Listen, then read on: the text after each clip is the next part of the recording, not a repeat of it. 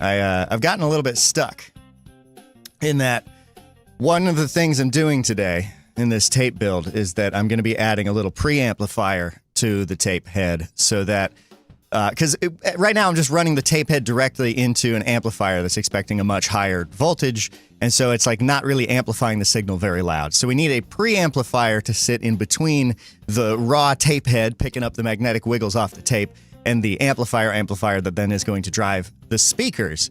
And so I have to build a little preamplifier circuit. It has been very long since I have had to put my brain into this space, and I'm realizing I've forgotten a lot of very basic electronics things. Like I'm having trouble applying Ohm's law here to figure out the resistances I need. And I wanted to figure this out before I got on the stream, so that way I could just we could hang out. I could just build the circuit and talk to you about it and, sound all smart like, oh yeah, Mason just knows these things. He just knows these things. He's got it. But I don't. I don't know these things. I don't got it. So I am at the moment consulting a couple of different sources online here because what I've done is I salvaged some transistors out of the circuit board from the boombox. So I'm going to use those to build a very basic audio preamplifier circuit just using one transistor, common emitter, and biasing the transistor. I'll explain what all this means in a more fun way once I've wrapped my brain around it a little more. I need to make a voltage divider to do it. And so I wasn't going to start the stream until I had this ready. And I just have to read and crunch on a couple of numbers, and it's hard for me to talk out loud while I do that. Hey there, French Alexander. Glad to have you here. I'm going to go ahead and scoot my OBS over. Well, that's not going to work. I'm going to just need a second here while I look through this. Just give me a minute. How are you doing? How's your day going? What are you up to today, Alex? I'll probably cut this part out of the video when I do the video proper. But for now, while we're just hanging out, I see there are two people watching, unless one of those is me. I don't think so. I don't think I have any devices snooping on the stream right now. Alex, you and I got to do a collab on this kind of stuff at some point. I want to do some artistic tape loop things, or some more circuit bendy stuff. At the moment, I'm just trying to build a single fucking preamp. Oops, a single stinking preamp, and that is tripping me up. Also, sorry for swearing. I'm trying not to. Oh, and I'm not wearing my science coat. The best laid plans, right? I'll stream. I'll put it at 1 p.m. instead of noon, because I'm always not quite ready by noon. And then I just got carried away fixing the layout instead of doing what I was supposed to do. And there we go. Now I look much more credible, right? Now I look much more like I know what I'm talking about. Alex says, doing okay, nursing a bit of a headache, but I'm working through it. My heart goes out to you. I've recently developed a new stress tick where I will catch myself, if I'm focused on something, holding my mouth and jaw in these biblically impossible contorted positions for so long that I'll start giving myself just tension, muscular headaches. And I went to the dentist recently, and they were like, your teeth are flat in the back. Do you grind your teeth while you're sleeping? And I know that I don't. I grind my teeth while I'm awake. So I feel you. I've been in Headacheville for a minute too. Let's see. Okay. So the tricky thing, here's what I'm looking at. I copied basically a circuit off of a guy on YouTube. Why don't I go ahead and just show you what I have right here. So this is the preamplifier circuit I'm going to build based off of a single transistor, a little NPN transistor I pulled out of there. I'll explain what this works and how this works in plain terms in a moment. But what I'm not sure about is these resistor values, because what we have to do. Well, all right. We're doing it. We're doing the stream. We're talking electronics. Why don't I just go ahead and pull up a little MS Paint, and I'll talk about what I'm doing here. Let me get myself situated. Yeah. Alex says, random. A friend of mine from Cassette Workshop made a crab sculpture, then had a tape loop wrapped around it with a recording of her favorite types of crabs. I love that. I think that's awesome. I don't have a favorite type of crab. I don't know. I can think. Well, no, I do. I've got a favorite type of crab. A horseshoe crab. Because I remember as a kid, I think we were in Maine. We went to a beach in Maine. and saw those things scuttling around on the ground, and I thought they were so cool because they're so dinosaur-like, like really, really weird animals, those horseshoe crabs. And I know there's something special about their blood, right? They got blue blood, and I think they use it for medicine somehow. I don't know for sure. All right, let me try and zoom in here. All right, so basically, what I'm going to be working on today, have I got my pen? Yeah, is, got a couple dots there.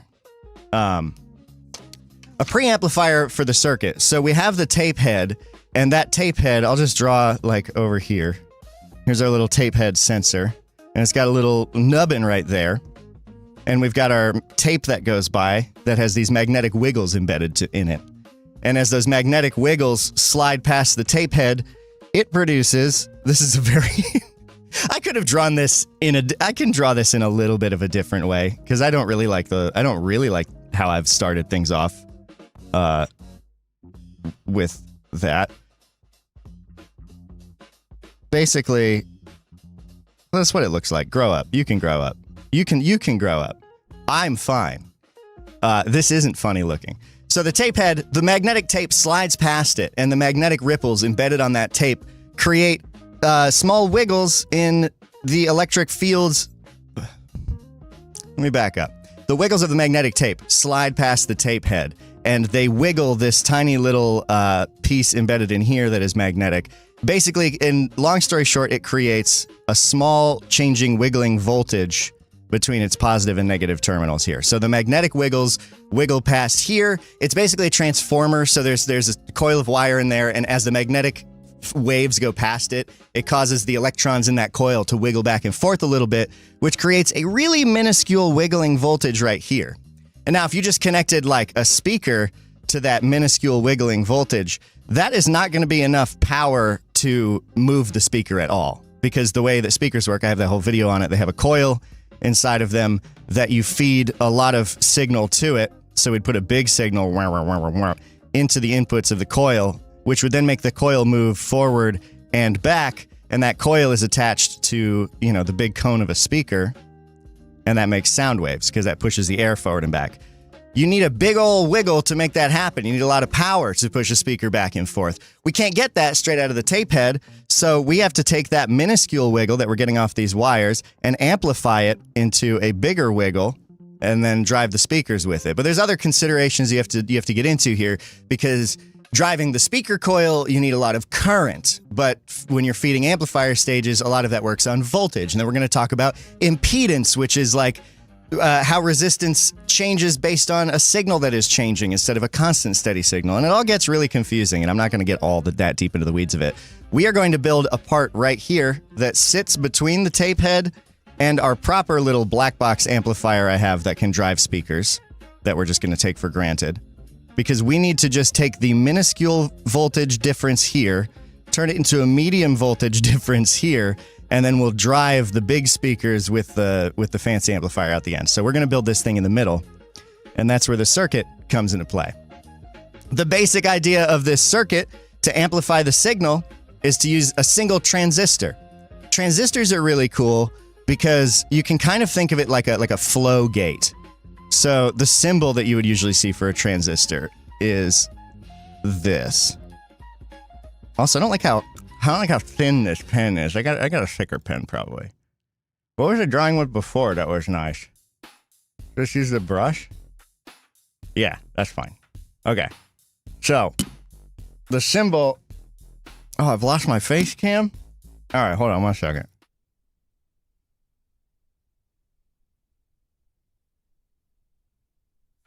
Okay. Forgive me for messing things up here a little bit sloppy today. So the way we're going to amplify, so we got this tiny little signal. We need to make that into a bigger signal. We're going to use a transistor. Transistors are very cool. The symbol that you'll usually see for them looks something like this, where you'd have this kind of T-shaped thing. There's an arrow on one of the legs. I'm not going to go super technical on it. A transistor looks like that symbolically, but what it's actually doing is really clever. And the best analogy I can think of is like water. Because basically, I'll leave the symbol up here. You have what is called the collector and the emitter and the base. the way that it works is that you can kind of think of, if you have a power source, like we're talking our 9-volt battery or whatever, we can think of that like a big sort of trough of water right here. So I'll go ahead and add some voltage, electricity and water, match made in heaven. And you'll get there too if you mix them too well. But if we have a 9-volt power supply, we can think of that as like a big bucket of water, and that water is waiting to be used. And if we think of the electricity coming off of our tape head as being like this tiny little amount of water flowing, we could represent that as like a small little tiny trough of water. And then what the transistor does is it's as though you have a big gate here. And imagine this can move up and down to either let more or less water through to the other side. So if we slid that up, if we slid this up halfway, half of the water would get through the other side. And if you could control that gate by judging how much water is going through a smaller gate, you could essentially amplify the signal. Meaning, if I push water through this and I lift this gate with this water and it's connected to the big gate lets more water through. This might be falling apart a little bit. So let me know if it is. But basically what you do is you send a small signal between these two wires. So you would send a small voltage between the base and the emitter, like a tiny bit of current, and that opens the big gate to let a lot of power flow across the top from the collector to the emitter. So basically you put a big power supply here and you put your little signal that you want to amplify through here. So it pulls the little gate up and down, essentially, with the audio, and that's letting the big power supply pump big amounts of power across it, and essentially you amplify the signal that way. I don't know if that makes it any more intuitive or if I've done a bad job explaining here. But basically, you send a small wiggle across this side, and that is wiggling a big gate that lets a bunch of power wiggle through the top side of it. So, let's see. I wasn't actually planning on breaking this all down, or I would have prepped this more. So we got a couple considerations with this, and it's that, okay, so if you have that big gate and you want to wiggle it, it starts closed. So we start with nothing flowing through, and if we try and wiggle it with a positive voltage and open it up, that's fine. We can open the gate up and let it push a more amplified signal through. But if we try and pull that gate down, because remember, audio signals, any varying signal is going up and down, and typically we think of the midpoint as 0, so we have like up to +1 and then down to -1. We can't pull it down from 0 because it doesn't work that way. The gate is shut all the way. Nothing can flow. So what we have to do is we have to rig up a circuit that basically holds the gate halfway open. So on the big trough side, we need to have the gate by default sit about halfway open to let half of that powerful water supply get through. And then we have to use our small signal at the bottom to modulate that gate, which starts at halfway open, up and down however we want. If that makes sense. Alex says, I've had some conceptual issues with transistors, i.e. why does a gate rapidly opening and closing make things louder? So this is helpful. Yeah, you have a big supply of power that is just waiting in the wings, and then you just like selectively are dumping it into the circuit to like push harder and push more power through it. But again, so if we had it where the gate was closed by default, we wouldn't be able to pull it any more shut. We can't pull it into a negative conducting state because that just doesn't work that way. But if we start it halfway up, we can pull it all the way down to closed. That becomes our maximum 0. And we can push it all the way up to open. That becomes our maximum 1. And so as long as our wiggling signal does not push beyond either of those points, tries to go past fully open or past fully closed, we can amplify the entire signal. If we don't, like say we have our signal, we try and push the signal through and it tries to go too high to where the gate cannot lift open anymore, we'll hit our maximum amount. We'll be sending 9 volts through. And if the signal tries to stay high, we hit 9 volts and then it stays flat. And same if it goes, why am I using the edge here? Let me clear this all the way. So if we send a signal through, whoop, here's our like 9 volt point. That's our maximum. And then it hits that, it will just be flat. Same thing if it tries to go too low and hits the 0 volt point. it'll be flat. And if you're an audio editor at all, that is clipping right there. You're hitting the top and bottom limit, and you end up with flattened waves, which sounds like distortion because you don't have that continuously varying signal. You have it go to a point and then stop, and then go to another point and then stop. So we've got to take our transistor. We're going to bias it exactly halfway open so that it is sitting right there in the middle, and we can wiggle that gate up and down. And we need to make sure that when we wiggle it, we are wiggling it to, the fullest extent that we can. We want to make sure we push up as close to that positive one and pull down as close to that 0 as possible so we can get the cleanest representation of our signal through it. And the way you do that is by carefully setting the values of the other components, the resistors and things. And it's been a grip since I have tried to wrap my head around these kinds of things. So, apologies for the scattered discussion, but I think if I've done this even remotely right, and again, this I've stolen mostly from a YouTube video, and a couple different sources online of how people do this single transistor circuit, I think this will be fine. What I was trying to do right before we started was to figure out exactly what voltage drop we're getting here, but I think we should end up with roughly 4.5 volts. And I figure at this point, let's just breadboard it. Let's just put it on the breadboard and see what happens, right? So let me fix all that real quick. Okay, let's do it. We got the components. We got the stuff. I got my coffee and over here. Oh. And I got to turn the microphone on. Okay. What's up? Also, I got a light over here. I got a new light bulb. Nice bright light bulb. So hopefully this will look a little bit better. I also think the microphone over here is facing the wrong way. Check 1, 2. Yeah. All right. Cool? We cool? Cool. So, are we wire wrapping? I don't think so. Unless that means something that I don't know what it means. I don't think I'm wire wrapping anything. When I think of wire wrapping, I think of jewelry. Or, are you talking like just dead bugging something together? Wrapping wires around the post that way? I might use this dinky little breadboard that I got at Micro Center. Because that might make things easier. Let's see, which one? This is the one that I want. This is trash. This is trash. I've been playing too much Arc Raiders, and so I figured I'd make an Arc Raiders joke.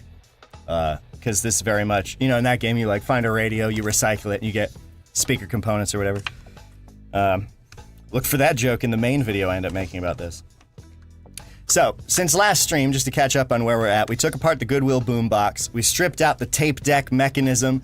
In the intervening time between last stream and now, I took the other side off because it had two decks. Where's the other one? It had 2. So I took that one off, which is cool. So we have that, I guess, as a backup or for whatever we want. I attached our little speed controller that we made out of the old volume knob. I just kind of screwed it to the side here. And I neatened up sort of the wiring a little bit. I added a little power plug so it no longer is just connected through janky loose wires shoved into the ports. And it does work. It's all in working order. Might as well test it right now just to make sure, but I'll go ahead and grab that. Hook up our 9 volts of power and power it on over there. That's not the right switch. Is that the right switch? Yeah, that is. And this would turn up the speed and we can see it start cooking. Oh, I also, in the intervening time, I remember we had a Patsy Cline, her legendary recordings. We had that album, and then we had a Chet Atkins album, but the Chet Atkins album was broken. Since we made Patsy Cline's tape spit itself out all over the place, and I had to kind of rip it to shreds, I didn't have any other cassettes to test with, so I took the Chet Atkins one fully apart, very carefully, although I still had to tape around the entire outside, and fixed it. So that was fun. And now we can enjoy the stylings of Chet Atkins when we get to actually plugging this in and running it. But this is our build. It is all hunky-dory and happy. The only thing I'm not happy with is I need to attach the switch to automatically stop the motor because right now, as you can see, it just kind of runs in idle mode whenever power is applied to it. And there's even a nice little switch already built in that gets triggered when you press play. That takes care of that, so it'll actually be a really, really easy adaptation. If you can see that, well, that might be a little tricky to see, but when I press play, see that little switch closes? Those 2 points right there that touch each other. Could very easily just wire that up in between the motor's power leads, and then it would automatically turn on when you press play. So that's on the to-do list eventually. But okay, with the knowledge that this is working, we can safely set it aside for the moment while we go about building this preamplifier circuit. So this is where I've been trying to get all of the parts just from this, the board that it came with, repurposing all of the parts of the original boombox as much as I could. And did I sound okay? Is my audio coming through all right? Feels a little weird in my headphones. Let me know if you're having any trouble hearing me. I've been salvaging all of the components off of the original board, and this morning I went ahead and I pulled off a series of little transistors for us, C945 transistors. These are perfectly suited for our application, from what I could read online. They're little Japanese transistors that are designed for use in audio amplification. I also have some classic 2222 transistors hanging out as a fallback if we want. And then if things really go south, I do think I have a couple integrated circuit amplifiers, but that feels like cheating because like this is the job done, you know, all in one package. So that's our emergency fallback. Those little integrated circuits. I want to build an amplifier. I've never built an amplifier out of trash. I've repaired a fair few. I've repaired a fair few radio transmitter, power amplifier modules, but I've never had to design one. And that feels like a different ballpark, if you can call this design. I've also never used a breadboard. Not really had occasion to. So I gotta get my jumpers, which I know I have somewhere. I have a little baggie of them. Not in there. Are they in here? Not in, nope, not in there. One of these has a bag of jumpers. Ah, there it is. Got it. Okay. Breadboard jumpers, check. So, again, I guess we'll switch to the sketchy power supply when it comes time to actually power that up. But here's some jumper wires. Here's our transistor. Now, I have to remember. So transistors have a flat side and a round side. You can you, yeah, there we go. If I get the light on it just right, you can see how it is, it's kind of like a D shape. There's a flat edge and then there's a rounded edge. And the pinouts can vary. I think this is emitter base collector, EBC, I think. I wrote it on one of my note cards. Yeah, ECB, emitter collector base. I don't know what I said a second ago. Emitter collector base. Okay. So let's see. Oh, and I don't have any resistors. I'm gonna need to get resistors off this board, which is gonna be kind of annoying. Excuse me. So now, how do breadboards work? That's the thing I don't remember. Is it all the way down is connected? Again, I've never used these. I dead bug everything. Pretty much every electronic thing I've ever put together has just been dead bugged or wire wrapped. So I've actually never used a breadboard, and I don't even know how they work. I think that it is the long ways, right? It's like a bunch of strips. So if I plug in two things in this strip, we should hear a beep. No? Okay. Is it this way? Is it horizontal? Okay, so it's horizontally. Okay, so that's interesting. So, okay. Weird. I'm assuming the power lines are different than that, though. Okay. So we'll need to make sure we put this in sideways. So. I think And no connection across the moat. That makes sense. This line down the middle. I have just never used breadboards because even though they're eminently very convenient, I don't know. Have not done so. Now, hang on, I've done it wrong immediately. So, okay. Our transistor is stuck in there, and unless I've screwed this up again, something just fell. Something just fell somewhere. So top vias, red is connected to red, blue to blue, but vias across are not connected. What's a via? I don't know what a via is. And I've already forgotten. A, B, C, D, E. Okay. So each of these strips of 5 or 6 are connected. They're shorted together. So this is correct. And now we have emitter, collector, and base in rows 30, 29, and 28. So collector, we're gonna want, so we got our 9-volt positive. Oh yeah. And we need inputs for our tape head. Okay, so why don't we just go ahead and do green and yellow for our tape head, positive and negative. Doesn't really matter. All right, and we'll need some capacitors for that too. I've got a couple of 1 microfarad capacitors that I figured will be fine. So the thing about capacitors too, and the effect they have on audio is very interesting, and I want to talk about that at some point. The rows across the top and bottom. Okay, thank you, Alex, for your help. I have being not a breadboard person. Emitter, collector, base. So from the base, we will need a capacitor. So that is connected to the base, and then that's jumping over there. So here's the other side of that capacitor. And then this, oh, so that should be green, because that'll go to the positive side of our tape deck. Bingo, bango, bongo. So there's that. What's connected to the negative rail? The emitter is connected to the negative rail. So emitter is going to be the first row. So we can just go ahead and jump that to the negative. And I'll go ahead and use a black wire for that. Try and keep that consistent for my own sanity.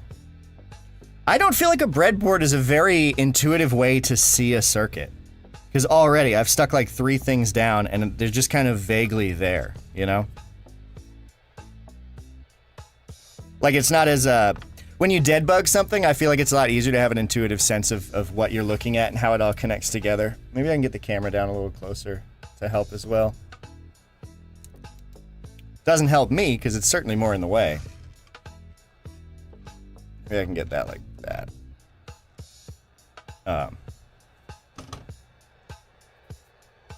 Okay. So what have I done? I've got the base connected up to here. That'll be to the positive side of our tape head. The negative side, the negative rail. Who cares? That'll all get connected later. We need a 100K resistor between the base and the collector, which means we're going to have to find a 100K resistor on here.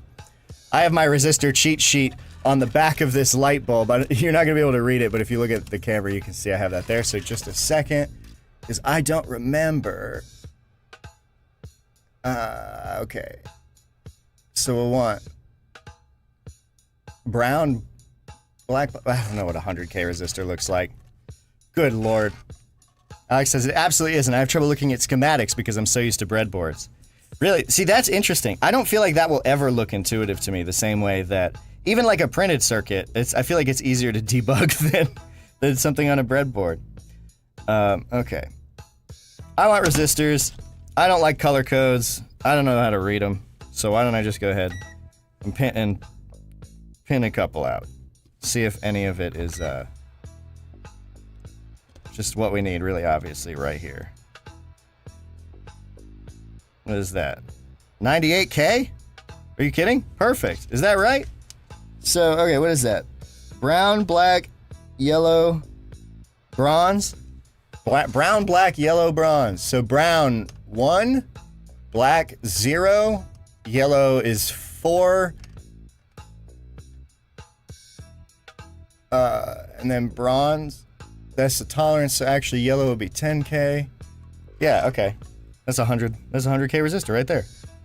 Excellent, excellent. Oh, but it's connected to the glue part, isn't it? Yeah, gross. Do you see that nasty glue that's on the board right here? I don't want to melt that with my soldering iron, which I should preheat here.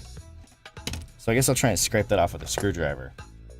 This is that nasty, sticky 1980s, 1990s glue. So that's the one we want. And I think I'm pretty sure those are these. Ew. Ew.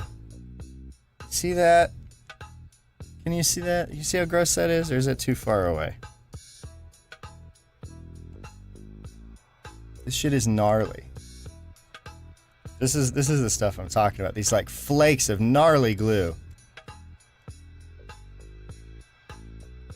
Separate thing, I'd be super interested to see your approach to circuit bending, taking a toy or something otherwise mundane, and then adding an extra layer of functionality on top of it.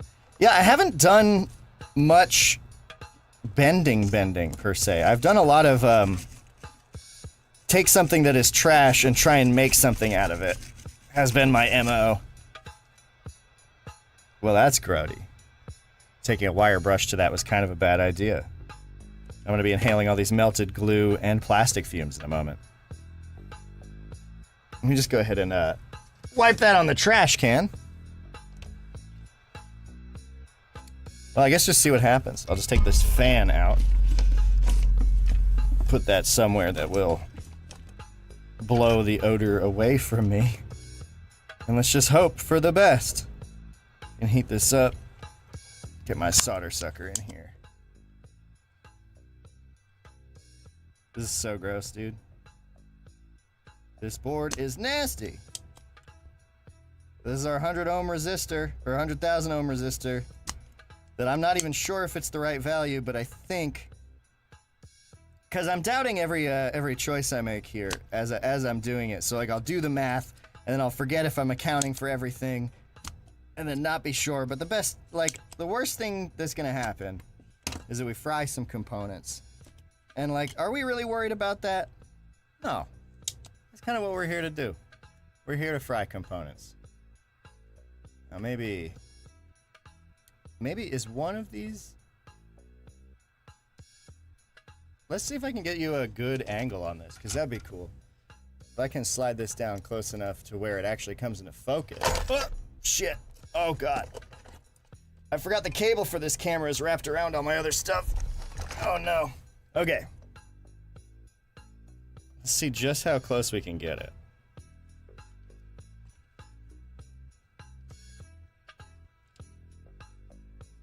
Still not quite close enough. And now our lighting has taken kind of a hit, huh?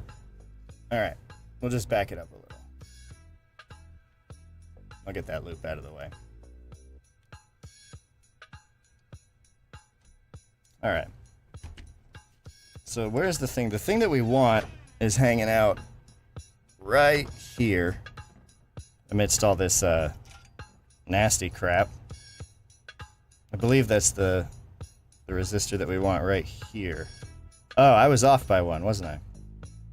Yeah. So we'll just be yeah, you know what? I'm going to ditch the loops because I can't hold this in the right spot for you to be able to see it at the same time that I'm working on it.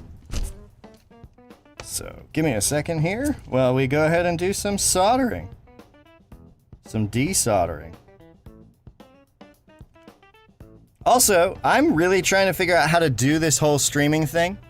So I'm very open to ideas on how to make streams better, how to do this kind of thing in a live format that makes more sense, and I've been thinking about trying to like prep more discussions or like prep materials to talk about and do it more of like, here's me presenting on something I know well, rather than here's me exploring with the practical application of things I only am familiar with more in the world of theory. or you know, just like bullshitting experiments. I don't know what the right live science vibe is. Where is this frickin' connected? Is it that one? Did I suck all the solder off the wrong thing? Yeah, I think it is. Because that feels really loose. Yeah. And as I'm bonking it, I can feel it start wiggling. I want to figure out the best way to do these streams. Like, what is fun to watch when it comes to someone doing science or science-adjacent experimentation in a sort of live environment? How do we make that work? Is it better to do casual chatting, catching up while, like, exploratory working on stuff?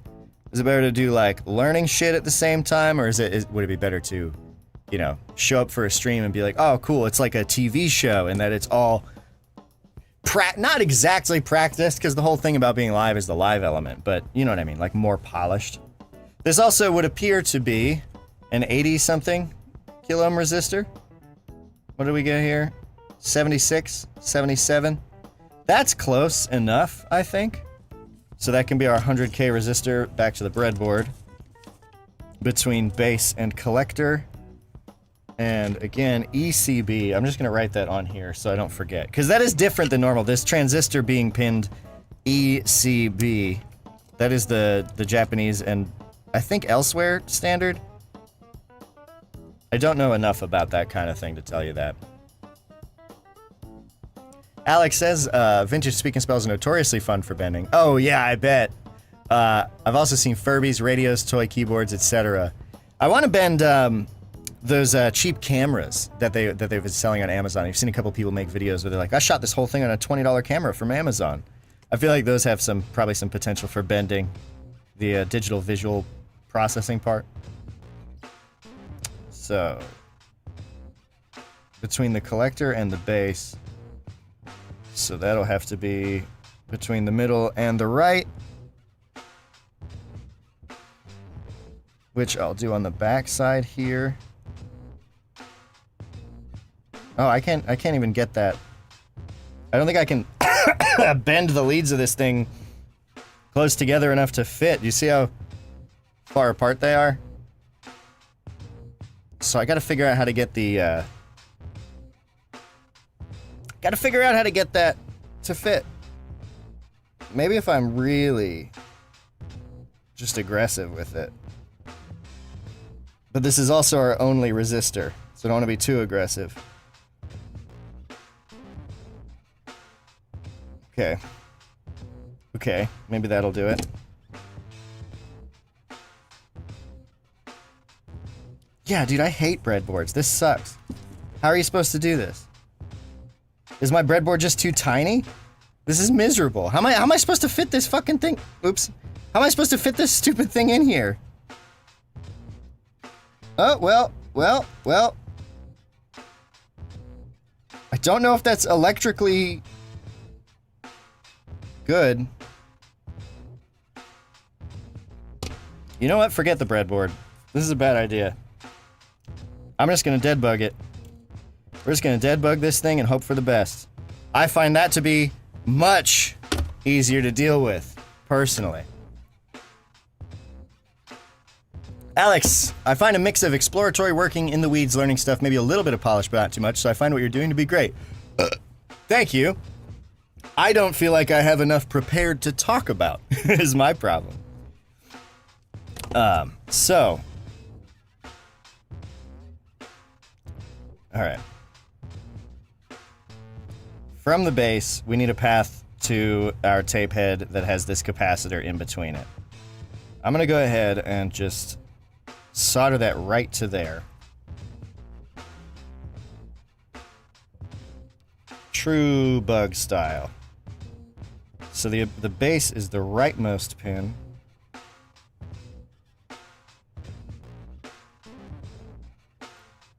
And then we also are going to need this resistor coming off there going a different direction. So I'm gonna I know I just said it'd be much easier to dead bug than breadboard, but I'm about to do something a little bit insane, and I'm gonna try and kind of hold it all together with my hands while I prepare to solder it all in place. And who knows if this will go well or not.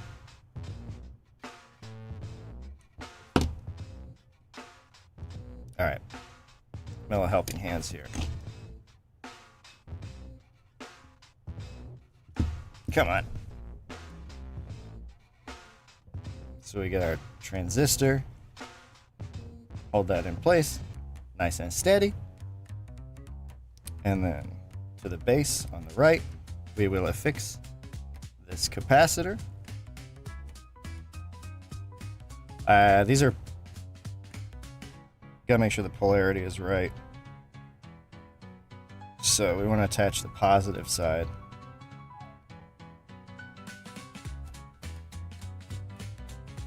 Right, we want to attach the positive side of the base, don't we? Positive side of the base? That's right. And that's also where we're going to need our 100K resistor. Come in third set of helping hands, or second set of helping hands. Hand bug. Yeah, less of a dead bug, more of a hand bug.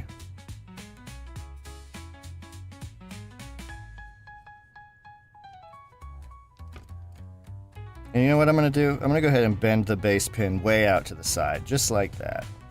And we connect the positive side of the capacitor. And then we're also going to attach this resistor. This resistor, this 100K resistor, is what is going to be biasing that transistor up into the middle state. Remember we talked about how the gate needs to sit at half open? So we need half of our 9-volt power supply to be going through this thing at all times until it is modulated up and down by the signal from the tape head. So this resistor is designed to leak just enough through it to create 4.5 volts on this base at neutral, and then our tape head, which will be wiggling through the capacitor, will then pull that up and down, basically, by changing the voltage present. Soldering iron is hot. Let me draw this out here. Can you see can you see what's going on here? It's a little hard for you, isn't it?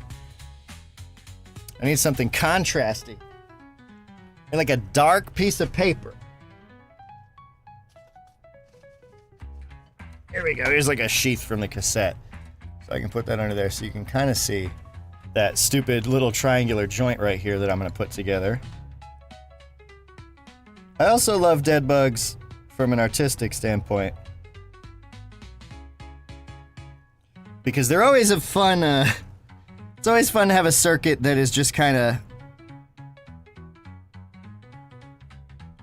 very physical, very mechanical, right?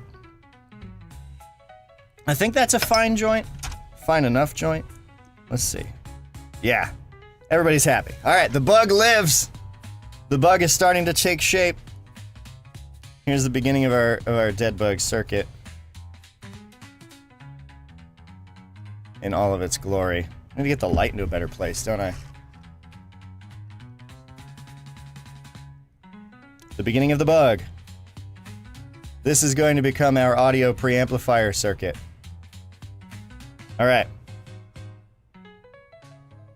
So, the other side of this capacitor is going to be connecting to the tape head. So from here, we just need a length of wire.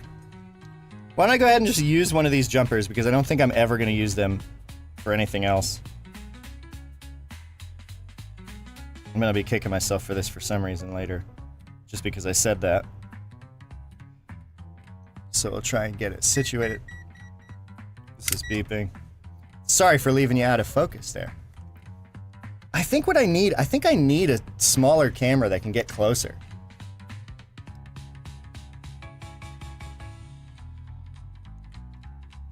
Let's see if this works at all. Get that there, and get a lot more, get the light way down, right down in. And you know what? If I spin this around,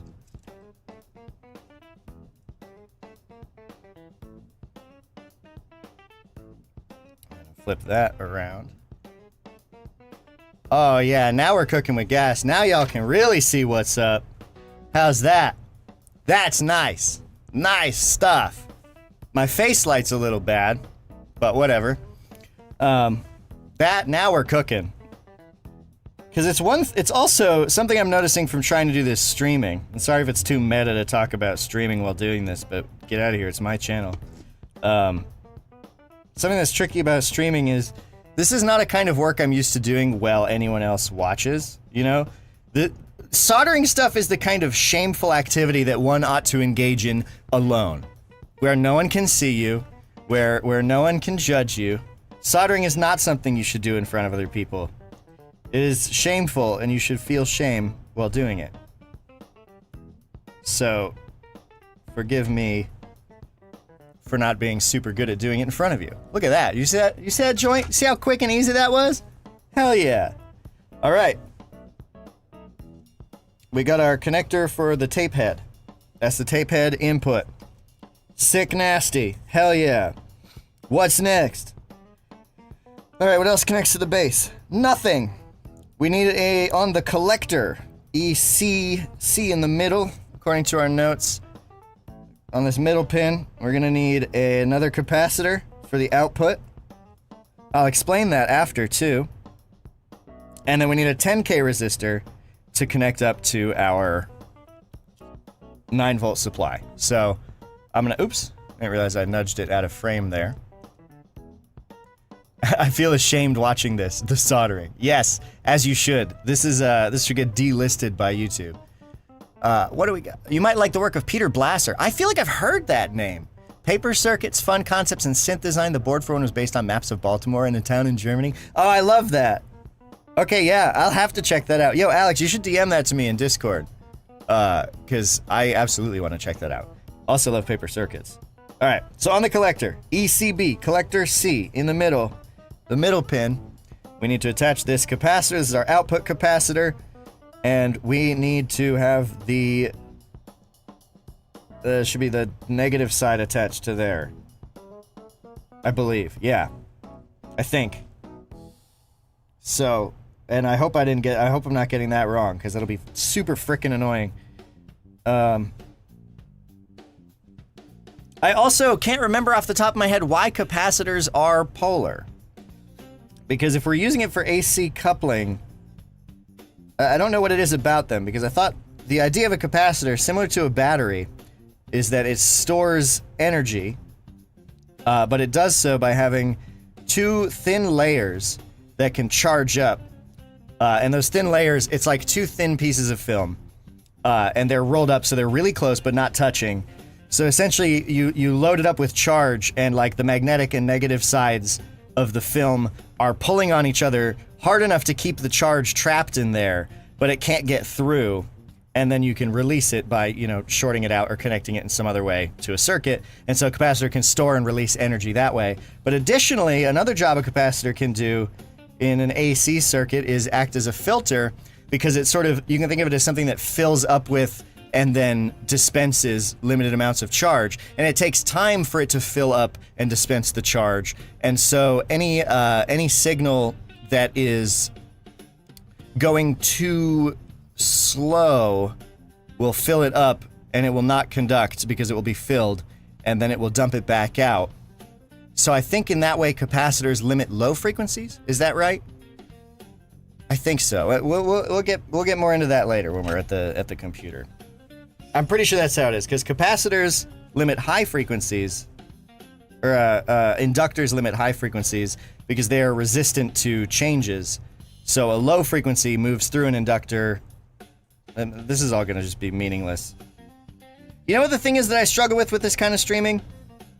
Is that I think the only people who would tune into this kind of a stream probably already have some idea about these kinds of things, and thus it might be tiring for me to just repeatedly explain basic electrical concepts. So I keep like shooting myself in the foot or giving up on my descriptions, but then I don't like. It's hard to know what level of detail to explain things to people in. Because I don't want anyone to be like, yeah, this is all just very basic, boring shit. And then I also don't want people who are here for the fun to be like, I can't understand any of this. So maybe I should err on the side of over-explaining things. Or not. Also, why won't the solder stick to this ding-dang joint? You seeing this? Oh, you're not, because it's slightly off-center.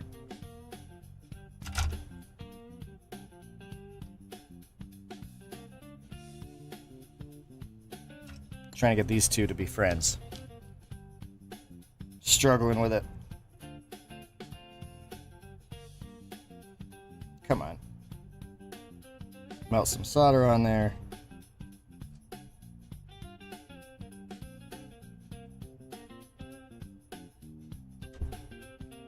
That's not a good joint, but it really wants to stay on this iron. Also, I don't know if you'll be able to see this. I bet you will. This iron is trash. You see the tip? It's not supposed to have a hole in it. This thing is like rotted. This is so old. I have had this $40 AOYUE soldering iron from Amazon for like 100 years. It has worked amazingly, but the tip is starting to go. All right, so there's our capacitor. Alex says they can either be a high pass or a low pass. If I recall correctly, I took a video workshop where one of the circuits used an inductor to pull out the color part of the signal, which is around 14 RN, 14 M, and it was generally much better than a filter than using a cap. Yeah, because the value of the capacitor matters, but I'm trying to think from the physics perspective. We gotta harvest a part in a minute, so why don't we? I'm gonna step back. We're gonna come back over to the computer desk for just a second. Let's look into this, because from my understanding, when you have okay, I think we're back. I Control Z'd in OBS instead of Paint. When you have a capacitor and an inductor are two different electrical components, and I'm sure that you know this, Alex. But for the benefit of over-explaining things like I was just rambling about, a capacitor is described with this symbol, typically, because it represents the two plates, the positive plate and the negative plate. You put an electrical charge into here, so you'd start to feed a charge into here, and you get this charge of electricity that gets trapped because there's a dearth of electrons in one side, and oh, how long was I gone for? I wasn't like gone, was I? Did I like lose audio? Because I've been having issues with that too. You connect this up to a battery. Electrons begin to flow from the positive side out and from the negative side into here, which I know is backwards against convention. I can't help but describe it that way. The electrons move in on one side and move out on the other. They desperately want to attract together to complete that, because now there's a dearth on this side and there's an overwhelming amount on this other side. And so it holds that state. So you can essentially trap a charge in here by having a big enough difference. You pack in electrons on one side and you suck them out the other side. And then the moment you connect this to something else, like I don't know, you just connect it to like a resistor here, suddenly this yellow charge will then flow out and through the resistor so that it can try and meet up and undo the imbalance on the other side. An inductor, on the other hand, what is the symbol for an inductor? I think it's the same as a resistor. I'm not sure. An inductor is basically a coil of wire. It is a long coil of wire, like an electromagnet is also a kind of inductor, because as you pass electricity through it and the electrons start to move through and they hit each of these loops, electricity moving through a circuit generates a small magnetic field around it. When you pack a bunch of these wires together and you're running an electric current through it, those fields interact with each other. And in this case, when you have them all wrapped together, they try and it's kind of like building up a momentum, right? So you establish the flow through it, and at the moment you start to send them through, it's at like a net zero magnetic field, and you start pushing electrons through it, and it starts to build up a magnetic field that initially resists those electrons moving in. It's kind of like, imagine you have to overcome, because as you start to push all the electrons ahead of you, they're pushing all the electrons ahead of them. Those are building up a magnetic field that is further resisting that change. So there is an initial resistance to change, but then once things start flowing through it, it tries to keep that going. So in that sense, it will continue to try and keep the flow going. So if you dip the input a little bit, so there's like a small drop in the amount of current you're supplying to it, the electrons will still try and pull because they've got all that magnetic momentum built up in the field around them. Thus, a low frequency changing signal where it is swinging positive over a long amount of time and then negative over a long amount of time won't have too much of a problem going through it. So low frequencies can pass through the inductor because as it starts to push positive, there's that resistance, but because the build is so gradual, all the electrons can start moving out of the way. And then as that big, long, slow wave starts to pull negative and starts trying to pull electrons out of it, the electrons in there want to keep going, and so they'll resist that change, but because it is a slow and gradual change, it can push through. But if you have a really high frequency signal, so you're trying to push and pull electrons really fast through one of these, that momentum, that magnetic momentum that's getting stored up in there will resist it and block high frequencies. So inductors are more effective at blocking high frequencies if you're sending like an audio signal through them. Incidentally, tape is supposed to be, the lower frequencies like don't reproduce as well because of a bunch of stuff that I don't want to get into because I don't fully understand it. But you need to apply an NAB curve to it, which is basically a big kick in the bass end. I think instead I might try putting an inductor on the output to try and just knock the high end down. But I don't know what value inductor, which I think is measured in microhenries, you need to reduce just like the high end of an audio signal. I'd have to look that over. Alex says, I just sent the schematics from the video workshop over Discord. I got the inductor value wrong. That's fine. Oh, 14 microhenries. Yeah, so the inductor would be a low-pass filter, and capacitors work better as high-pass filters. Do they? So we've talked about how inductors definitely work better as low-pass filters because long, slow changes can pass through them because they don't build up that same momentum. A capacitor, if you build it up with a low-frequency signal, will saturate and stop because at a certain point it looks like DC because you're starting to apply, a voltage to this that's swinging positive. Let me get black back. Swinging positive. Eventually you fill up the capacitor and then it doesn't pass any more signal through. And then as that starts to swing negative, then you would empty the capacitor, and the moment you hit zero, the capacitor is empty, and thus it is not conducting anymore, and so nothing gets through. Whereas if you have a high frequency signal that's changing really fast, it doesn't have time to fill up the capacitor all the way before it gets yanked the other direction. And that obviously depends on the capacitance of the capacitor. But I think you're right that you can use both of them in... I think you can use capacitors in other ways. Not entirely sure, but that is like the baseline of how I understand it. That you use a capacitor to allow high frequencies, block low frequencies, and use an inductor to allow low frequencies and block high frequencies. Because, again, you get the momentum versus the fill-up kind of vibe, if that makes any sense. However, I'm not super sure. Alex says, fun fact, there's a video camera called the Pixel Vision that uses cassette tapes. The video dimension is super small. That's interesting. I wonder how that's encoded on the tape. I wonder if it's just like a per pixel, like per line or something. That's very interesting. I'm gonna go back to the bodge desk. Let's take apart some more stuff. We got our dead bug sitting out, hanging out here. We've got our output capacitor. We now need the other part of our voltage divider, so we need a 10K resistor. Did I attach that to the wrong thing? I did. Oh my gosh. Oops. Hold on. I've made a mistake. Also, let me get my camera out. Get out to the other side, camera, because we're doing stuff over here. Scooch, scooch, scooch. Where is it? Where are you? There we go. Okay. This is not supposed to be attached here. I have screwed up. This belongs on the other leg. The collector. The middle leg. That's the one we want. Don't ever put a soldering iron in your mouth. Just because I'm doing it right now, it doesn't mean it's a good idea. And in fact, my cheek is really hot. Okay. So, polarity matters. We need the positive side facing out. So, the negative side facing in. We'll bring that right up, right there. Right like so. And then we're just gonna take some solder. Take some soda. Bring a little bit of soda. Shut up. I don't know if you hear that beeping. My little meter is complaining.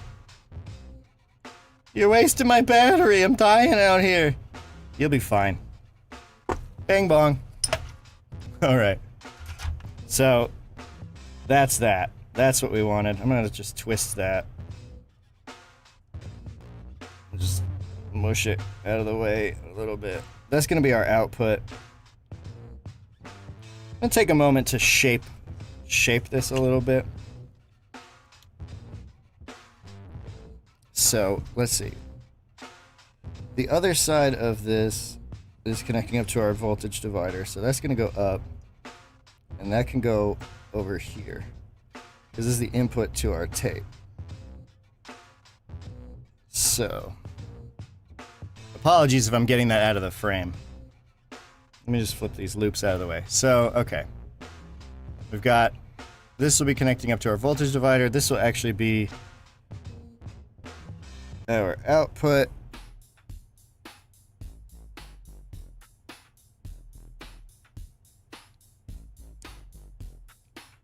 Boom, boom, boom. I actually think we'll place that 10K resistor between here and here, just to bridge that gap physically in space. So we need to find ourselves a 10K resistor on the board. So back up we go with the camera just a little bit. Let's get the board out of here, get our dead bug out of the way. See if we can't find ourselves a little 10K resistor hiding out in here somewhere. Maybe I'll get one on the first try just like last time. Let me wake this bad boy up.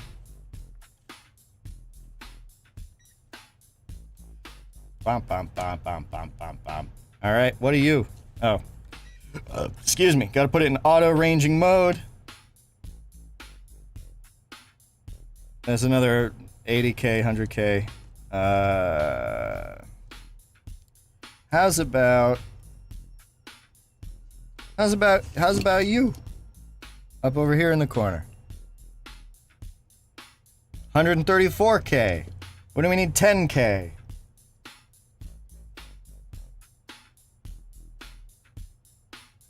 That's 2K. We need it. If I can find more of those, we can string them together. Now, I know this is not overloaded. That's 1K. This is just me pinning out all over the board, looking for the right value. Just hoping we'll stumble upon it. Here's one from the radio. That's the other 100K. What is that guy? Too hard to reach. Let's check him. Come on.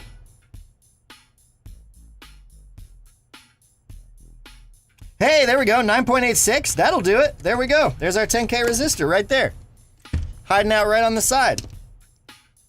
Perfetto. Sweet. So that's that spot right there on the corner. We can just go ahead. Get the camera way down in here. Shoop.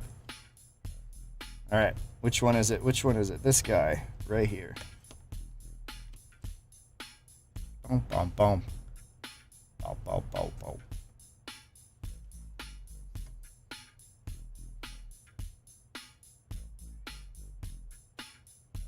Get the other loop. There we go. One of these loops is just so much better than the others. I got them at Harbor Freight. I couldn't resist. I was at Harbor Freight and I was like, are those jeweler's loops? Those are jeweler's loops. I have no use for that, but I want them, and then now I found a use for it, and I can business expense it. What was that, $4? Hell yeah. So I'm pretty sure this is the back end of one of them. So we just get it all hot and melty, and then shoop, try and suck away some of the solder. Shoop. That was a bad shot.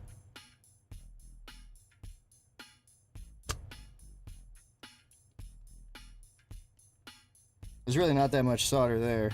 And I think these are the other... One of these is the other half of it. So heat that up, suck it away. I think it's this one.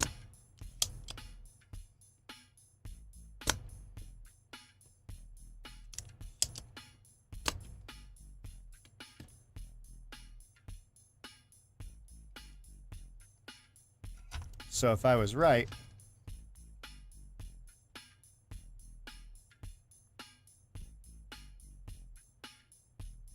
there's one side out. And the other side's still just a little bit stuck. Oh, because I didn't actually melt the right one. It's this one. It's one of these ones over here. I will say it is sometimes hard to see on these boards which back lead is from which component. Come on. Also, again, my apologies if any of this is way off the screen. I'm trying. There we go. That sucker's dropping right off. Come on! Come on! It's so close.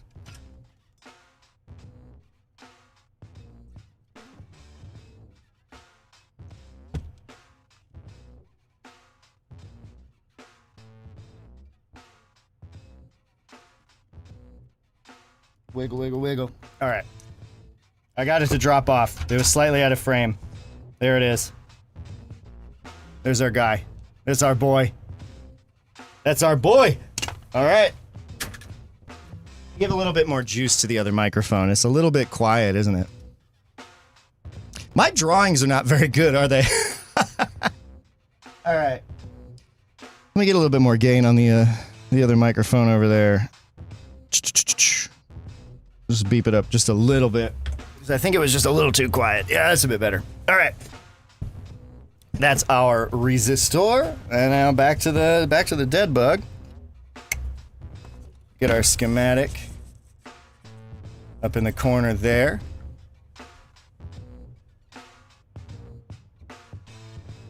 French Alexander is waving. I don't know what you're waving to, but I see you're waving. Although on my little monitor over here, it just shows up as 4 red blobs. So I thought you were saying like red alert at first, but it's because I have a really weird setup. I'll do a BTS on how this OBS layout works at some point probably. Because it's a bit crazy. So we got our... Get out of here, camera. Scooch. Scoot. Come on. You. Out, out, out, out, out, out. Go to the right. Go to the right. Go to the right. Is that supposed to work? Oh, that was a clap emoji. Okay, I see. Alright, so why is the camera stuck over here?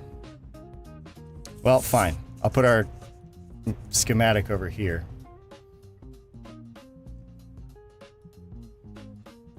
Okay. Try and angle this light a little bit better. Here's our bug. Where's that resistor I just got? This guy? Let's go ahead and make sure that it's the right value. So we get our screen here. I wish my camera would scooch.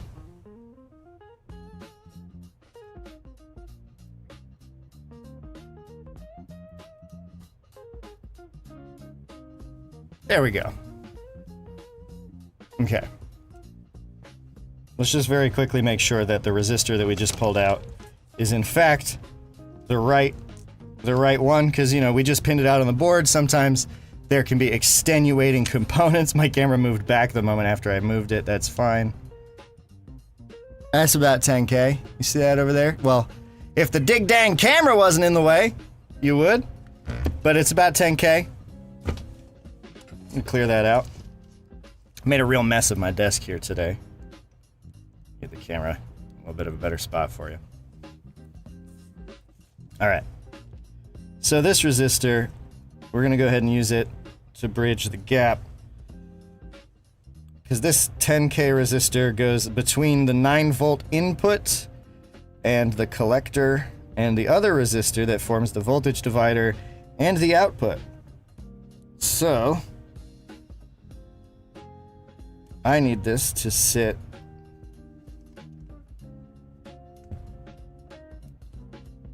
kind of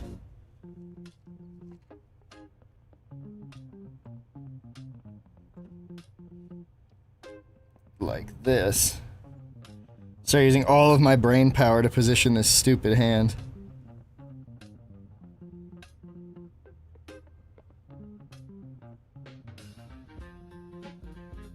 What I'm gonna wedge it under there.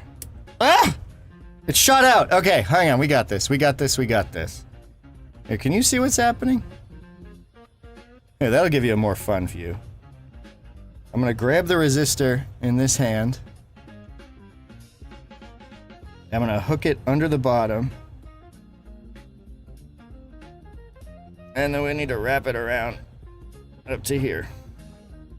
Sort of. Is that right? That's sort of right. It's sort of almost right. We're operating in precarity here. That's kind of the name of the game. I'm gonna start just by tying these two together, and then I'll manipulate it into place after that, actually. That'll make more sense. We'll start with one end, and then we'll do the other end. So for now, I'm gonna start with that joint right there. That blurry joint hiding out underneath. That one. So we get our solder. Feed that in.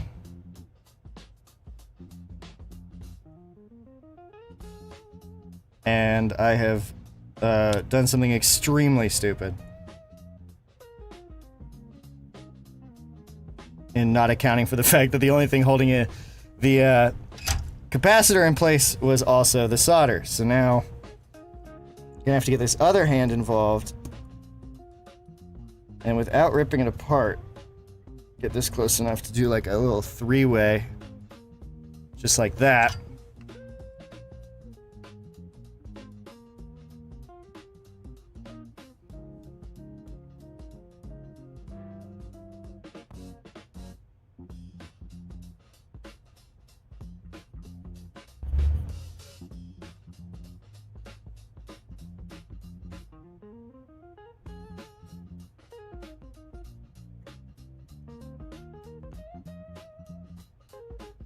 That's a cold joint if I've ever seen one. I don't know if that comes through on the video, but that is a cold solder joint for sure. Oh, that is so much clearer.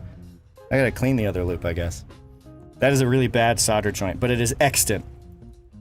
I'm gonna fix it. I'm gonna heat it up again.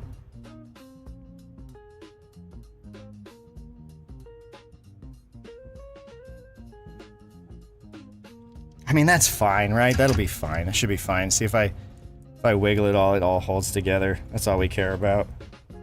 We're not here to do art. Now I just gotta get these two together. Just gotta connect that. That'll be easy.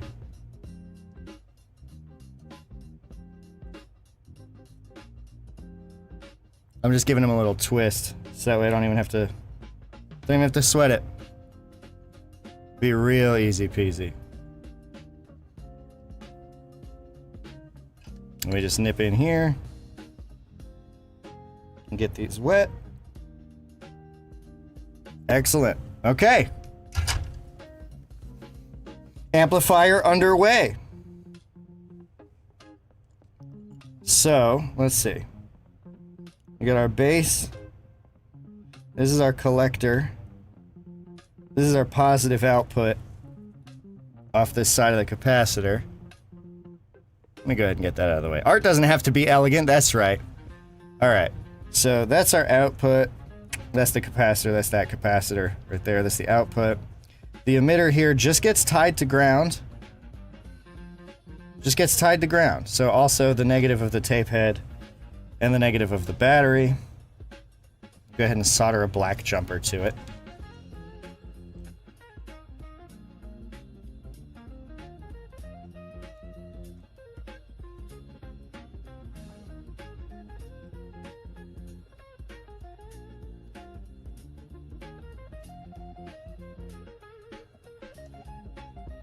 Try and line it up in like a neat-ish way.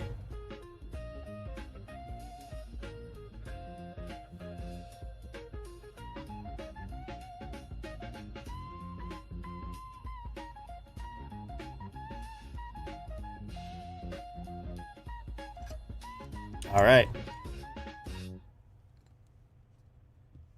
Oh, I've wrapped my solder into my helping hands here. Okay. This is a stupid joint, but it's gonna happen.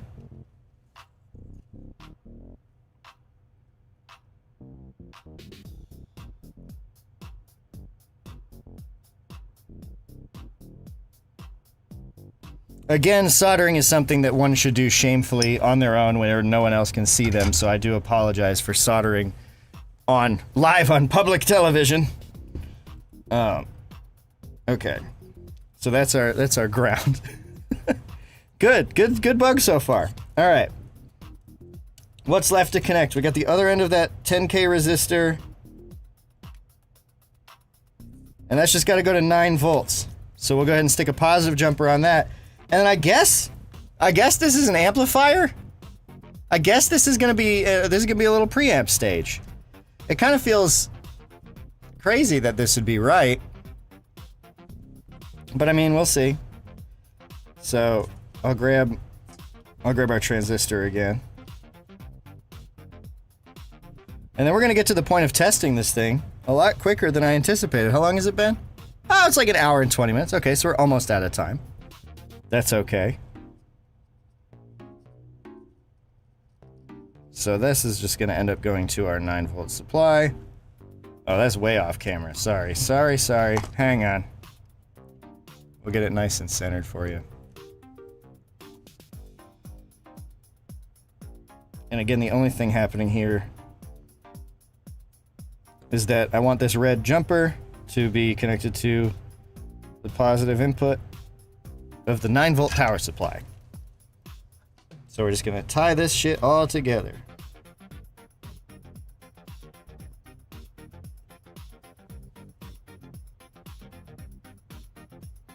Heck yeah. Heck yeah, and cool beans. Whoa. Okay. So we got our tape in positive. We got our 9 volts in positive. And then we have our emitter negative, which will just connect to the negative rail. All right. Let me back the camera up, get the loop out of here, get this pointed back at the desk somewhat more evenly.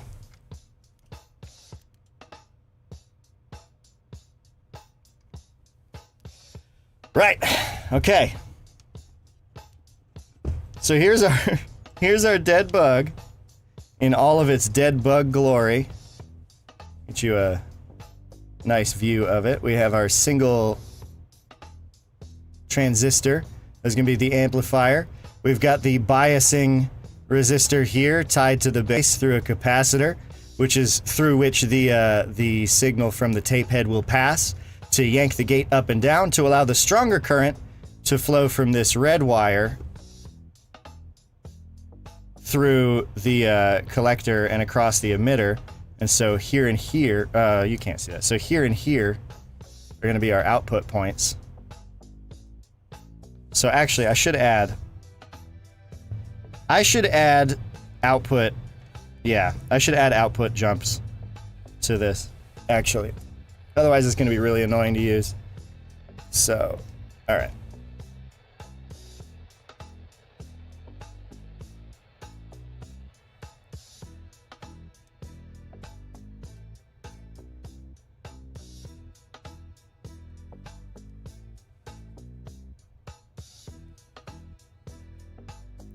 So we need to take the output from this amplifier.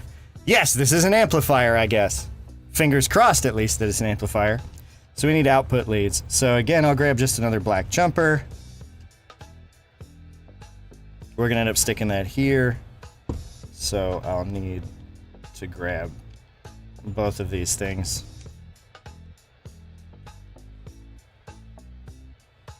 And then just kind of wedge this. That'll be fine. Is that on screen? Are you looking at the right thing?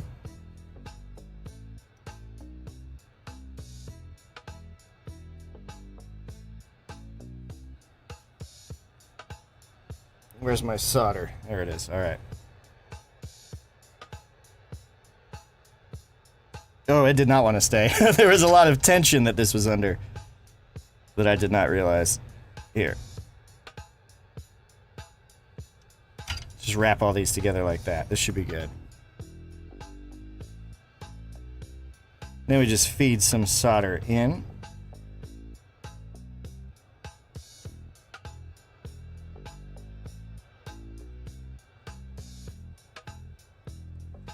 That looks like it might be right on the edge. More solder. There we go. That joint's going nowhere. That ain't going anywhere. That bug is looking mighty dead, isn't it? A little more light on my face. Too much light on my face. Not enough light down here. This setup is so extremely janky. I apologize. All right, so that's our negative output. And then we need a positive output. What color do we want? Blue? I got a long blue. How about white? How about white? I got a longer white. It's longer than that one though. That's gonna drive me crazy. Do I have a medium length white? You know what? Forget about it. That's fine.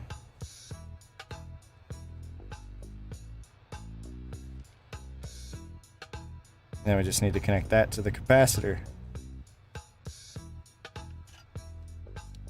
Solder this sucker up.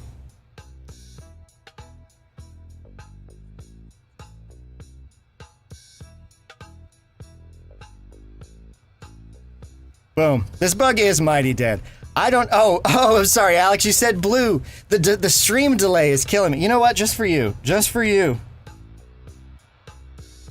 We'll get this crappy white wire out of here. We'll do blue. Where is it? Where is it? Where is it? Hell yeah. That's for you, Alex.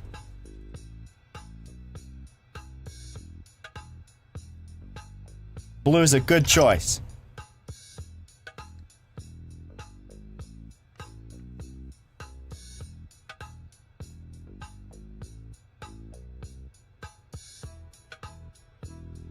Dang it. I didn't do it very smart, though. Let me get this to where you can see a little better. So that orphan leg of the capacitor is where we want to fix that. Ignore that beeping, it's fine. I just left my multimeter on.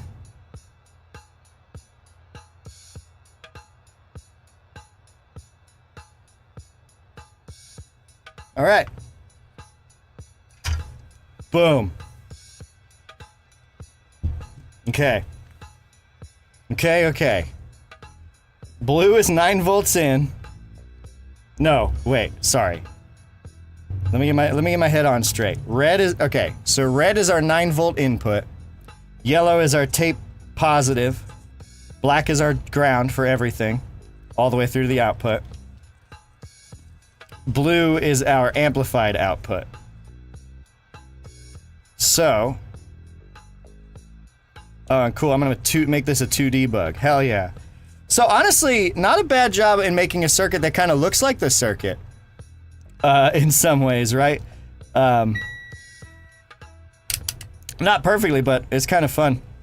9 volts. Here's our 9 volts. There's the capacitor output right there. Our 10K. Shoop, right into there, into the capacitor. And we've got our 100K over here to the other side of this cap, which is on the input to the base, the biasing resistor. And then on our emitter here, we just have that as our common, our neutral, our ground, our common ground. Cool. And here's a 2D dead bug amplifier we've just built. Now it remains to be seen if this thing works. I'm nervous. Also hungry. I need a second just to breathe. Whew. Alex says, I'm gonna shoot another thing over to you. There's a thing called lunetas, which are basically synths made out of CMOS components, and the guy who started would dead bug everything into sculptures. I love that. I've seen some really cool dead bugged circuits that are not just dead bugged for functionality, but also for aesthetics. And I think that is so cool. I love that. Sorry, I'm trying to figure out where to get the light so that I can have a little on my face, but still light up the desk. But it's casting a gnarly shadow. I think I just got to go fully under. Just commit to that. Yes, please send me lunetas. That sounds very cool. I guess the only thing left to do is to test this circuit and see if it does anything. See if we need to adjust any values. Maybe I cooked some components. Maybe I busted the transistor. Who knows? I guess we just do it. Come with me to the computer. Come with me over here for a minute. Come hang out with me. Come chill with me over on the computer. Just for a second. Just gonna stretch my legs. Just gonna take a minute to breathe and kind of talk about something. I don't know what. There's nothing I have specifically in mind to talk about. I think I just need a second where I'm not staring so intently downward at a desk. In my old age, all my neck bones have started getting bad. Get my coffee back. So if I have done this right, which I'm not entirely convinced that I have, we should have a preamplifier circuit that can bump that tiny, minuscule voltage coming off of the tape head into something that the amplifier we have can actually use to drive the speakers. In theory, all we have to do is connect it to the 9 volts of the motor. Something I'm realizing is that because I'm using the same 9 volts to drive the motor, I think I'm probably going to be getting a lot of hum into the circuit. And so I might actually need to put a resistor and a capacitor, make a little janky high-pass filter on the power input. Because if the motor is going to induce some noise, some ripples in that voltage, then we're going to get that amplified too, and so we'll get a nasty hum. I guess that remains to be seen, though. There's a high chance that the motor is going to introduce a nasty hum because we're using the same power for the motor as we are into the preamplifier for the tape. If that's the case, I think all I would have to do is put a resistor. We could probably just put on the other side of the resistor a capacitor to ground, but like a big one. Like 100 microfarads. Maybe. I don't know. All that's left now to do is test the circuit, now that we've spent all that time building it. And I'm just stalling, because I'm running low on energy, but I don't want to end the stream before we try that. My coffee's empty, and I really want a snack. So I'm not going to be going much longer. Let's just do it. Let's just hook it up. Let's hook it up. Let's see what happens. Let's go ahead and take our dead bug amplifier circuit and our tape deck. Let me get the fan out of here. I don't think we need that anymore. Move the camera back up for you so we can get a better view of the desk. A little bit better view of the desk. Tighten that down. Move this light. Nope, moving the light is a bad idea. Discovered that before. All right. So we get our tape deck. Get my helping hands out of here. Don't need your help anymore. Thank you, hands. Here's the end coming off of our tape head. These raw ends here. Excuse me. So, let's see. I think I have a little, clip-on connector we can use for prototyping. Yeah. Actually, somewhere hanging out in my box just off screen, I've got a bunch of these little connectors we'll use to save some time to not have to solder everything. Check this. So I bought a bunch of these a while ago. It was a great decision. These things have lasted a while and they've been invaluable. Oh, that's terrible lighting on my face. Here, we'll just do this. We'll just deal with that. These little guys. These connectors where you just press the tab and you can slip stuff in. So I'm gonna use these for our testing, and then we'll neaten everything up and build this into like a proper looking device on its own time, on its own right, at a different time. So I'll just go ahead and connect the positive and negative from the tape head into here. I'm actually just gonna go, well, should I tie the shield to that negative? Probably. Alright, for now, here's positive from the tape. Zoop. And yeah, we'll just do it. We'll just do one channel. Because I didn't think about that, but I think this is stereo. Why not just eat the bug? I could just eat the bug. If this goes wrong, I'll eat this dead bug. Alright, so let me get the negative here. So I gotta tie this negative in here, but more importantly, I also have to jump that negative over to the motor. Where's our plug? So, let me open this up a little bit.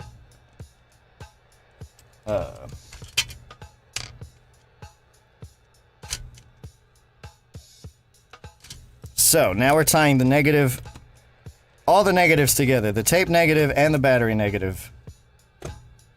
And the amplifier's return path, all gonna be hunky-dory, jumping through this. I think these little jumpers are perfectly up to the task. I don't envision that being a problem. Just stick that in there as well.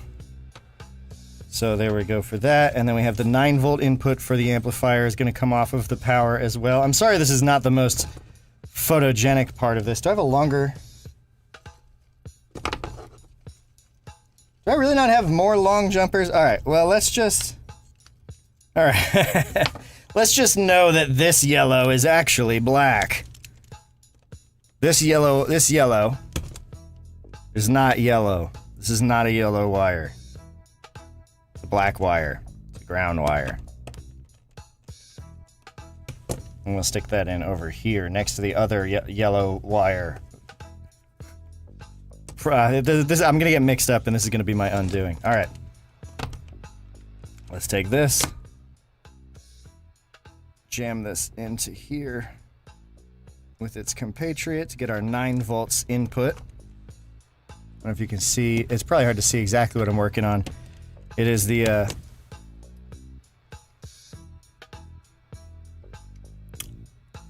power input for this whole shebang. Oops, has just given up the ghost of its other 2 plugs. So we'll just open this wide. I found this nice nice barrel plug adapter hiding out in my toolbox. And I thought that would be nicer than just having loose wires like we were before.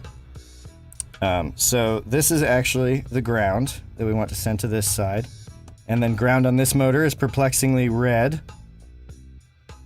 So put that in there, and then we tighten this down until nobody moves. Everyone stay right where you are. Beautiful.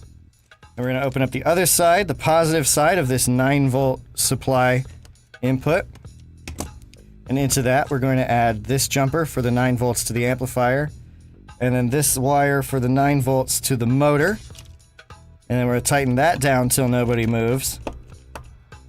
Okay. So now we've got power. We've got a return path for the tape head, tied to the return path for the dead bug amplifier, tied to the return path for the motor. This is going to be the amplified output, and then that's going to be the ground for the output. So then these, we'll connect that there, we'll connect that there, and then we get our proper pre-built amplifier. That I've actually already got a little connector on the end of, so actually in this case, we'll just go ahead and attach the ground to the ground here in the middle, and then we're going to attach one end to the left or the right channel, whichever one that is, doesn't really matter. Oh boy. And then we just make sure none of these things are shorting out, which I don't think they are, in this absolute mess of cable. We got to get our 9-volt supply over here. Make sure it's off at the power supply side. So 9 volts hooked in. We're getting close to the moment of truth, y'all. Yeah, this is an incredible amount of jank. I need something to prop this up because it's really, well, it's fine.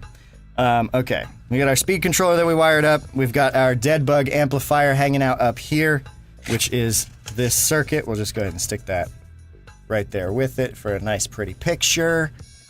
The Lapai hi-fi stereo power amplifier hanging out just off frame.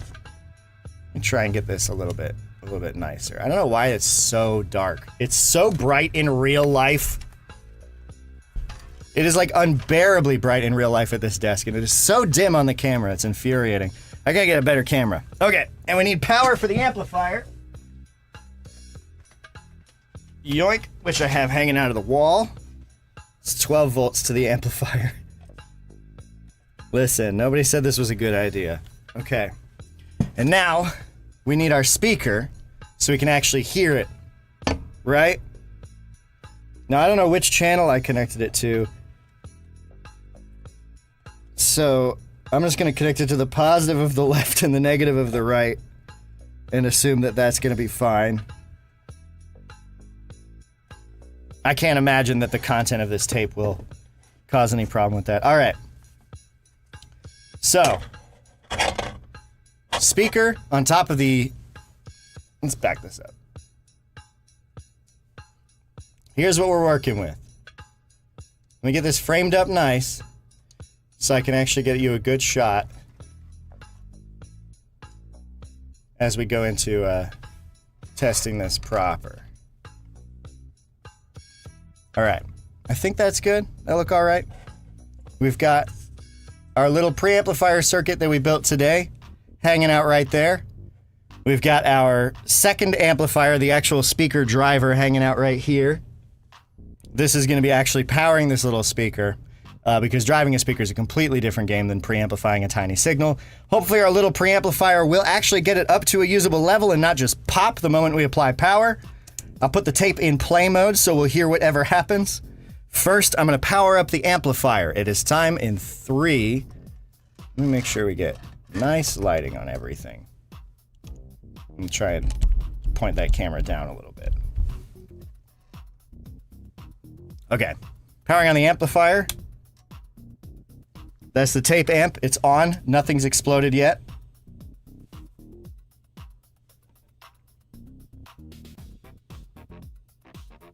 I'm hearing something.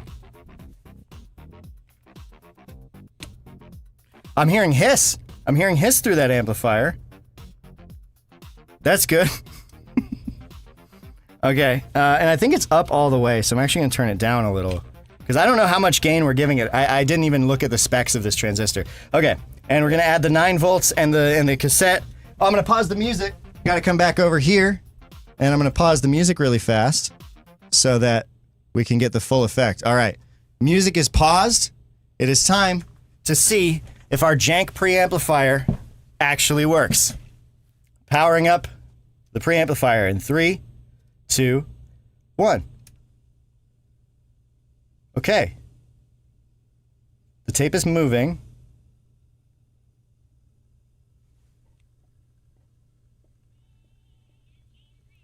So a very, very faint signal is coming through the speaker. Which tells me this isn't working. Or maybe it has something to do with what I've done here. Let me just double check this. We will just plug this into the left channel, and we will figure out which channel is left, and we'll plug this in. It does not sound preamplified, so that's not encouraging, but signal is still passing through, so that's whatever. Okay. So it was not the left channel. It's the right. And you can, if I get the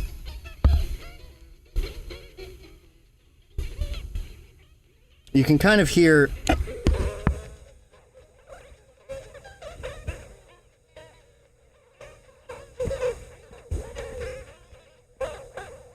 it sounds kind of crazy, doesn't it? It kind of sounds like the because it sounds like boingy.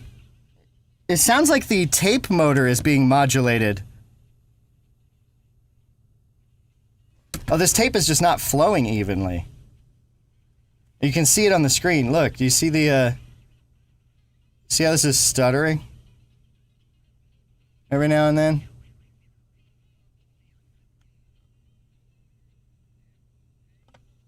You can even see the juddering in the tape on the edges here. So the actual cassette itself is a little borked.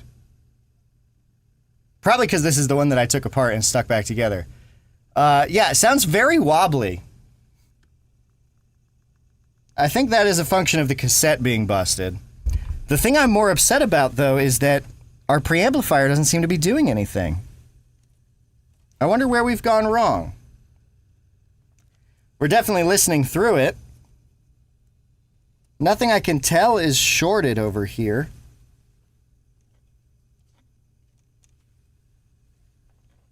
In theory, we should have 9 volts. I can pin it out and see if, this is not any louder than it was originally. Here's Chet.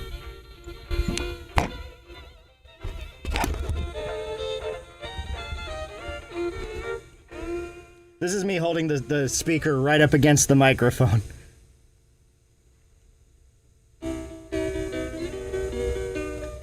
So, signal, but obviously, like, the microphone's just a tiny bit higher up, and it is not working. That's upsetting. All right, let's see what's up.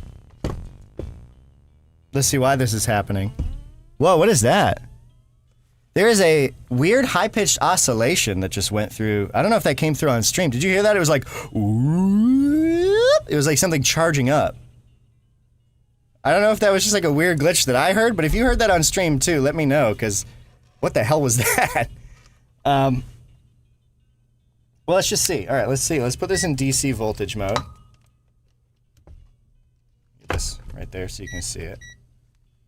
This DC voltage, and so we should have, let's see, between here and where's the input side? Is that the input side?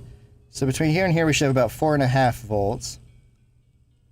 See, that says 9 volts. So that's just fully open?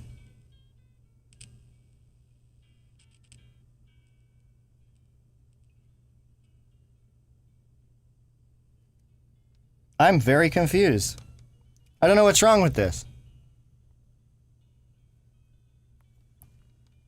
So between the 9-volt input and the base, we should see 4.5 at rest. With this off, we should see 4.5 volts. Instead, we're seeing 8. Why is that? And between there, we're seeing 9.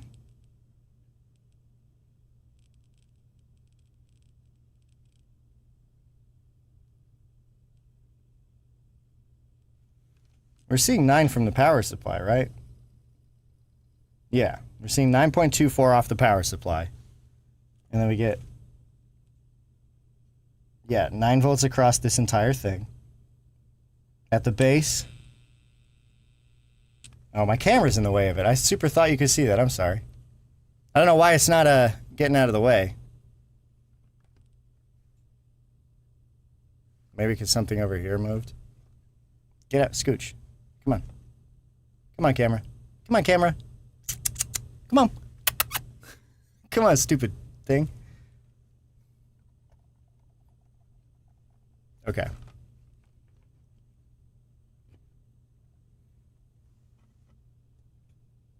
So we see the full 9 volts across the preamp. Well, we did. Well, now we see nothing. Now, hang on. Was something shorting and now it is not?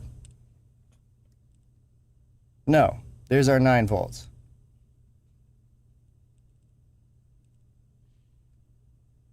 .24 volts. And then at the base,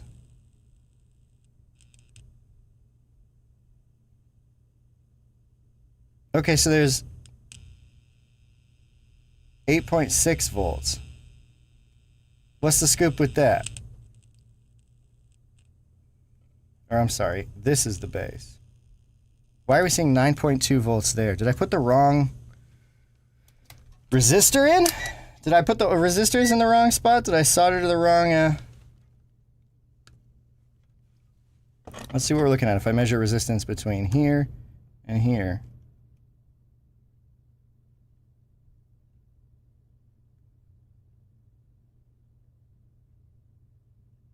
What's your problem, dude?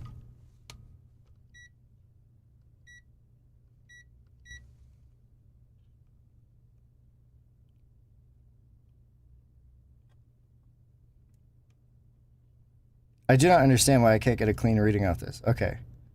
9.8K.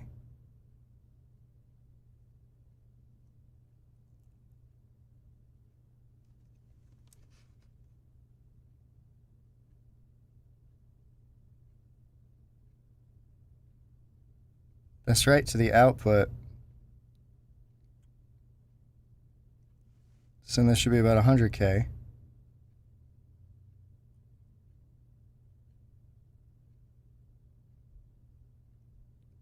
And then 72K, 75K is creeping up.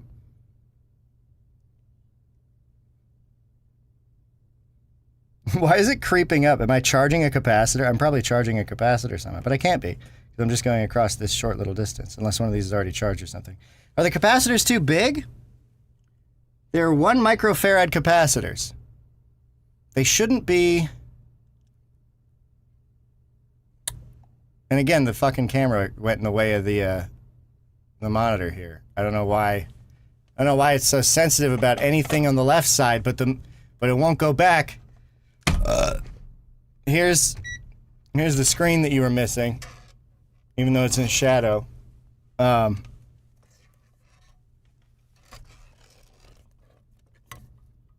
irritating. I don't understand what is wrong. Let's see, what is this? Oh.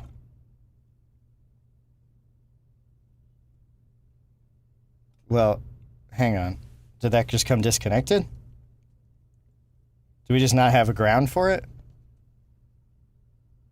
Is that what's up?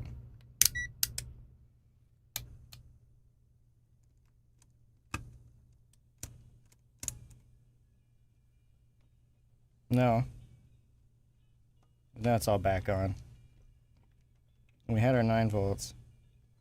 The thing is that we were seeing 9 volts across.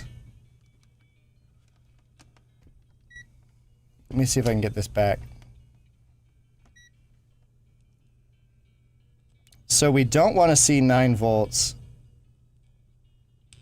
across here.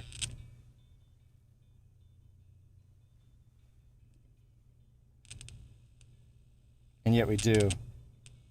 So the transistor is just open. So this whole thing is just biased up. And we see 9 volts. Yeah, on both sides. So we're not actually getting the division we expected. Interesting. Well, I need to eat some food. And I don't think I have it in me to troubleshoot all of this right now. So, I think I'm going to call that a day. I'm going to take a look at things and see if I can't figure out what it is specifically going on here. I don't know why the little preamplifier failed. I don't know why we're not seeing the bias voltage is wrong. We need that. So if we go back to my diagram, which I think I got rid of. So I don't think I got that diagram anymore. But basically, the transistor needs to be biased so that it is kind of in its middle state, because we need that midline so that the audio signal can go up and down freely, bink bonk like that. So the transistor needs to start with its voltage at the halfway mark, which for us would be 4.5 volts because of our 9 volt supply. So we need to make sure the transistor at rest is at 4.5 volts. Right now it's at 9. That's more than 4.5. It's 4.5 more than 4.5. So essentially, instead of amplifying our signal, we are just feeding into the other amplifier. If this is our 4.5 line, we're just feeding it a very slightly wiggly 9 volts. So instead of actually amplifying our signal, we're just clipping out the top of it. What did I do wrong? Where did I mess up? If you're watching this in the future, what did I do wrong? What did I mess up? Leave a comment. Alex, thank you for hanging out with me. Thank you for chatting. Anyone who is spying without chatting, I see you. I see the number 3 on my OBS screen. It says 3 concurrent viewers, so there's 2 of you, or 2 robots. Beep boop. Happy Tuesday. Next week, troubleshooting stream, Alex asks. Maybe tomorrow, troubleshooting stream. Maybe tonight, troubleshooting stream. Probably tomorrow. Probably tomorrow. I'm probably going to just troubleshoot this tomorrow. Also, still trying to figure out the live stream thing. So if you are here and you're watching this either now live or you're watching this later on video on demand, or what is it called? YouTube, normal YouTube. Leave a comment. Tell me what I can do better in these streams. Besides, the thing I know, the thing I don't need you to tell me is I'm really bad at keeping stuff in camera on that desk. I'm working on that. But as far as presenting these streams, I want more help. I want more advice. What do you want to see? If you clicked on this from the browse page, why'd you click on it? Why are you here? What were you expecting? What did you get? How is that better? How is that worse? I don't know. I sound like a corporate consultant all of a sudden. Let me know what you like. Let me know what you don't like. Let me know how I can make these streams better. Trying to figure out how to present. Because the tricky thing is, like, this isn't my area of expertise particularly. This is on the edge of one of my areas of expertise, and so I want to play around on it. But I don't want to just, like, I don't want to give you bad information, right? So I don't want to mis-explain things. I don't want to over-explain things you already know. If you're clicking on a video about this kind of stuff, I assume you already know some of this stuff, like I was talking about earlier. So give me advice, give me tips, give me help in the comments down below. thanks for being here, and I'll catch you on the flip. Alex, thank you for your undying support and for lending your genius this stream. And I'll catch y'all on the flippity flop, on the flip side, the other side, when you flip it. That's